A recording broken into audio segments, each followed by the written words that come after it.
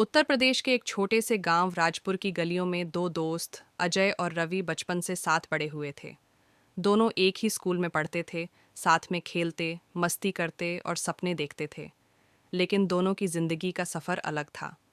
अजय, एक गरीब किसान का बेटा, पढ़ाई में बहुत तेज था। वह हमेशा कहता था, मैं कलेक्टर बनूंगा, पूरे गांव का नाम रोशन करूंगा। रवि अक्सर हंसते हुए कहता, और मैं तेरा असिस्टेंट बनूंगा क्या? अजय सिर हिलाते हुए कहता, नहीं बे, हम दोनों मिलकर कुछ बड़ा करेंगे। लेकिन रवि जानता था कि उसका परिवार अजय की तरह पढ़ाई पर ध्यान नहीं दे सकता। उसके पिता की एक छोटी सी चाय की दुकान थी और बचपन से ही वह वहाँ अपने पिता की मदद करता था।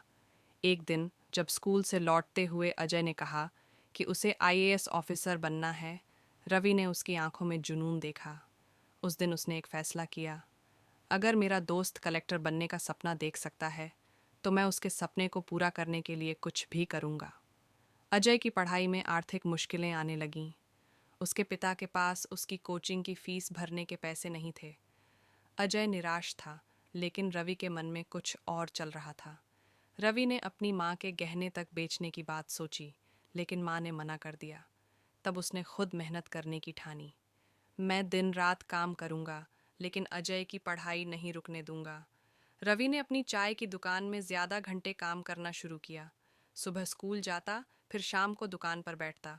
उसने पैसे जोड़ जोड़कर अजय की कोचिंग की फीस भरने में मदद की। एक दिन जब अजय ने कहा, रवि, तुझे अपनी जिंदगी भी संवारनी है, मेरे लिए इतना मत कर। रवि ने मुस्कुराते हुए कहा, जब तू कलेक्टर बनेगा तब मेरा नाम भी तुझसे जुड़ जाएगा, यही मेरी कमाई होगी।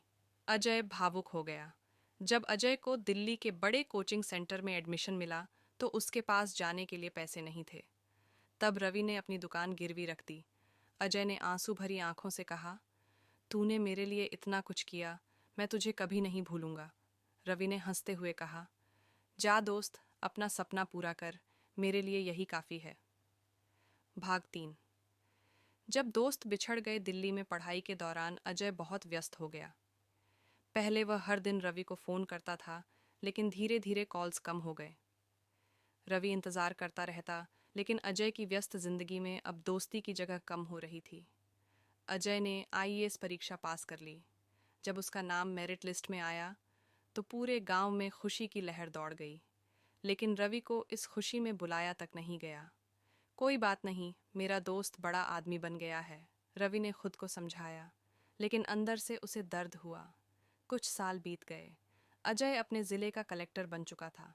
उसकी ज़िंदगी अब ऊंचाइयों पर थी, लेकिन रवि वहीं था, अपनी छोटी सी चाय की दुकान पर। भाग 4। वो मुलाकात जिसने सब कुछ बदल दिया। एक दिन अजय अपने ज़िले के बाजार का औचक निरीक्षण कर रहा था। वह सरकारी गाड़ियों के काफिले के साथ निकला था। तभी उसकी नज़र एक पुरानी चाय की दुकान पर पड़ी। वहाँ एक थका मांदा आदमी चाय बना रहा था।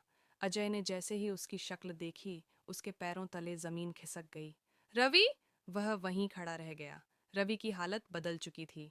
कपड़े मैले थे, चेहरे पर थकान झलक रही थी, लेकिन फिर भी वह उसी गर्मजोशी से चाय बना रहा था, जैसे सालों पहले बनाता था। अजय की आंखों में आंसू आ गए। अजय तुरंत गाड़ी से उतरा और रवि के पास गया। रवि! रवि ने उसकी तरफ देखा। कुछ पल उसे पहचान नहीं पाया। फिर उसकी आंखें बड़ी हो गईं। अरे, कलेक्टर साहब! अजय ने उसे गले लगा लिया, लेकिन रवि ने झिझकते हुए खुद को अलग कर लिया। कैसे हो दोस्त? अजय ने पूछा। रवि हल्के से मुस्कुराया। अच्छा हूँ साहब, बस चाय बेचकर गुजारा कर रहा हूँ। अजय को लगा जैसे किसी ने उसका दिल मरोड़ दिया हो।